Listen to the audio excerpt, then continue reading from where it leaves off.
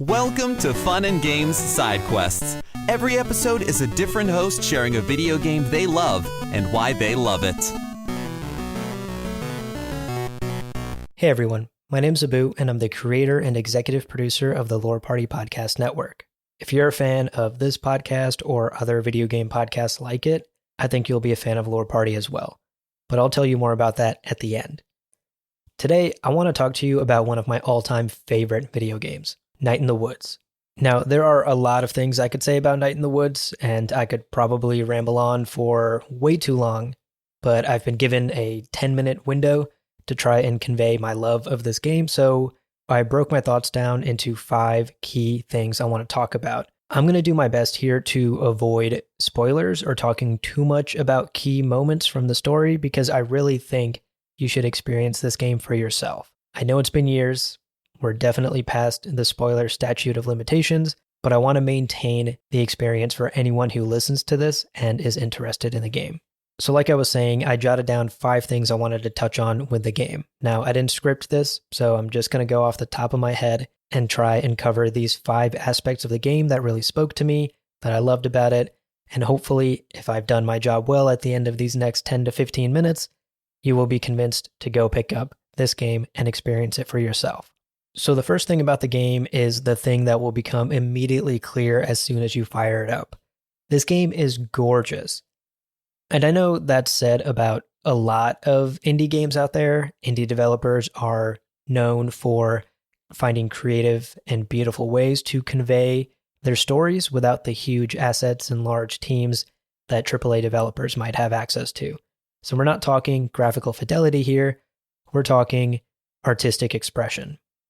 The visual aesthetic as well as the color choices in the game really fit in to the overall feel of nostalgia and loneliness and serenity that I felt throughout the game. There's a lot of fall tones, reds, oranges, yellows, there's beautiful sunsets. The game is very flat, it's 2D entirely, it's a side-scroller.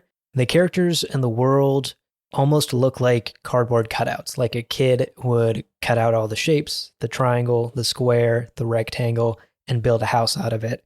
That's what the game looks like, but it ends up being extremely gorgeous. The animations are very simplistic, but they get the point across, and ultimately, the aesthetic choice, the color choice, all fit in to the overall narrative and the feel of the game. And I think it's one of the game's strongest aspects. Number 2 on my list is the music. You can go right now and listen to the soundtrack on your favorite streaming service, and it's beautiful. It's haunting, it's nostalgic. It evokes this feeling of laying alone in your bed. It's fall, it's not quite winter yet, the season is about to change. Halloween's right around the corner, but it's not spooky. It's hard to describe the music except to say that it's gorgeous. It's beautiful. It's such a melancholy soundtrack, and it, again, fits perfectly with the overall theme and characters in the story. Number 3 on my list is the writing, and this is something that any review out there will tell you. The writing in this game has been lauded, and for a good reason. The writing is sharp, it's witty, and most of all, I think it's realistic. A lot of writing, whether it's TV shows or movies, even books, tend to get into this sort of Shakespearean zone where people don't talk like people anymore. They talk like actors on a stage. And while that may be an artistic choice and it isn't necessarily a bad thing, in this game, we need to really connect to the characters in Possum Spring.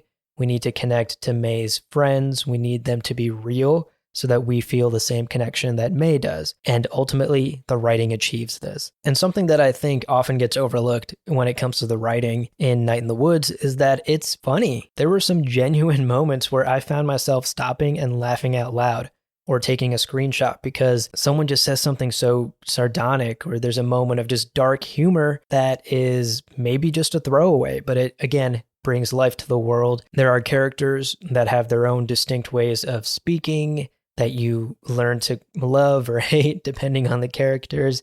Everyone has their style.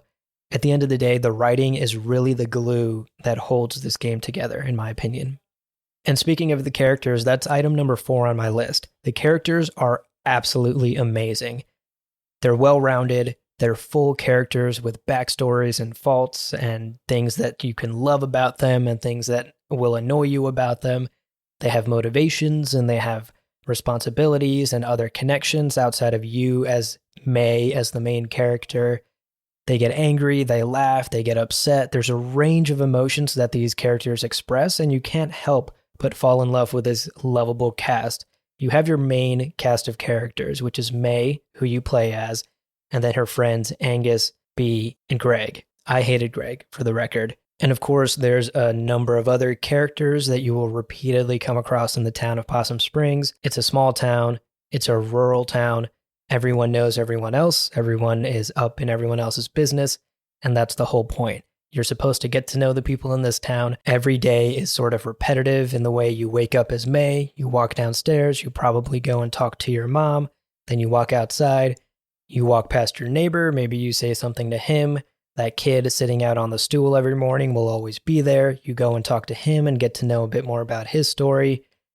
All of that really evokes this small town feel. And that leads me to my final and fifth point. The themes this game chooses to tackle and the way it tackles them with nuance and grace and respect is incredible. Not many games out there are willing to tackle topics like grief or mental health or loss or loneliness or anxiety or depression. And I think Night in the Woods tackles that in a way where it's not overbearing, but it's respectful, it's accurate. And for anyone who has felt those feelings or knows someone who's felt those feelings or cares for someone who battles with those things every day, this is a game that will speak to you on a level that many other games just fail to do. It's not just all negative things either. The themes at the heart of this story are beautiful. Friendship, nostalgia, finding your place in the world, growing up and moving on and leaving the past in the past. There are a number of themes that this game tackles through its characters, through its fairly minimalist story that just touch me in a way that many other games just don't. And everything I've mentioned so far, from the visuals to the music to the writing to the characters, all evoke this feeling of a small rural town. And that's something that I really relate to. Having grown up in small town Ohio before finally moving out to a big city after college, I've seen the two different lifestyles and it's very different. And there's this sense of nostalgia for me playing a game where May leaves college, doesn't really leave, she drops out of college, goes back to home, starts living with her parents in the small town that she grew up in. There's a past here.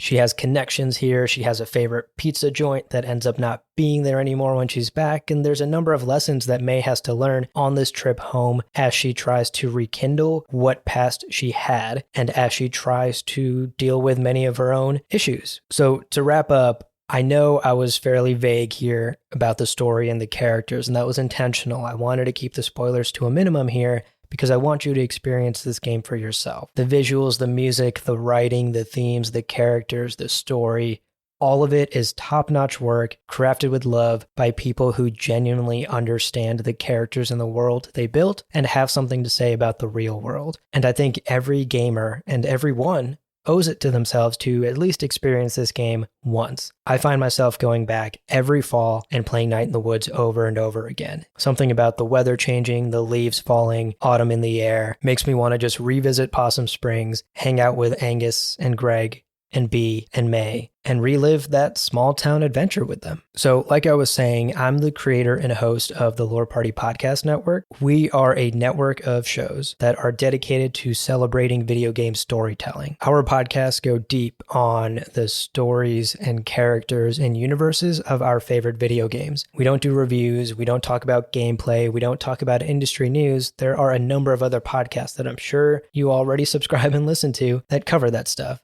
We are focused entirely on the stories and the themes and the worlds that we visit over and over again because we just love being there. So if story and lore is your thing, please go check out our flagship podcast, Lore Party. Search for it on any podcast platform. We have over 130 episodes. We've covered more than 20 different video game universes, and we're still going strong. And if you want to learn more about what we do and check out the other shows on our network, please visit loreparty.com. Thank you so much for listening, and happy gaming. Video games are a unique medium. They can tell stories. immerse us in strange, fantastic worlds. Blur the very boundaries of our reality.